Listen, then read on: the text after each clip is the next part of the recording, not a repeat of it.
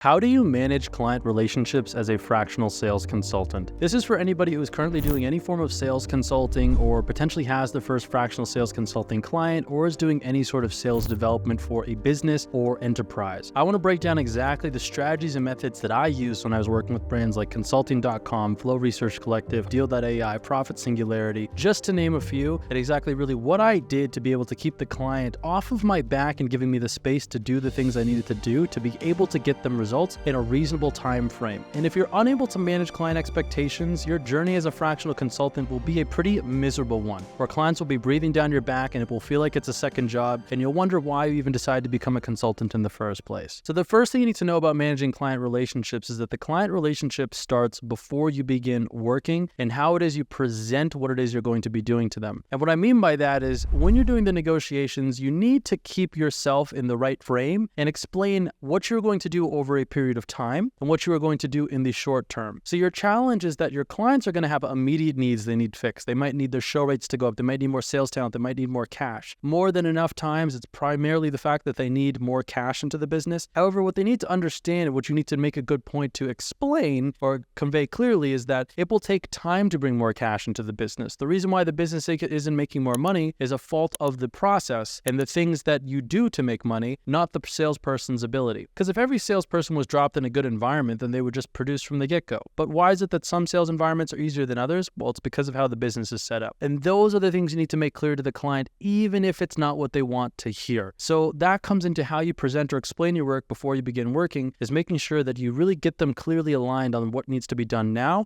and what needs to be done later to get them to where they want to go. And if they need money today, you need to get them to focus on the fact that it is the system or process that is broken, not necessarily the salesperson, but it could be. However, the second thing that you must manage, and this is a really nuanced tactic and it's important to do this one properly, is that you must avoid talking about the specifics of your implementation. And what I mean by that is if you want to fix something, if a client needs better sales talent, what you want to do is say, hey, we're going to put in a process to help you get better talent that's going to use some automations, but you don't want to say exactly what automations, exactly what information you're going to collect. If the client needs a process to increase their show rates, you can say, hey, we're going to put in a show rate process that has some automations, but don't go into exactly what the script is going to say, exactly the words you're going to use and when it's going to be sent. The reason why you want to avoid this is because you don't want your client to get overly involved in what you are doing. If you know how to increase show rates and you have a proven formula for getting people to show up to calls, what you don't want is your client or somebody else changing or tampering with your scripting or the process that you know works, because that's ultimately going to lead it to failure. And I see this happen more often or not, where you don't get enough room from your client and you let them become too involved in what it is that you're doing, and it completely messes with your strategies and your plan overall. And then the third thing you must do is actually have rapport with your client. And so a couple things or nuanced things to be aware of that are going to help you do this is, one, don't talk to your client outside of when you're wanting to bill. Make sure to talk to your client outside of when you're wanting to bill them. And when you talk about billing, be really confident, clean, and concise. A challenge that you'll run into is sometimes you'll be a little bit anxious when you're trying to collect your fee because you might not feel like you provided enough value. But it's important that you still approach that conversation with enough certainty and surety, because if you come at it with anything less, they will feel that and potentially think that, why are we paying you? Why are you unsure of the work you're doing? If you know your value, you should know it. The second thing that you must do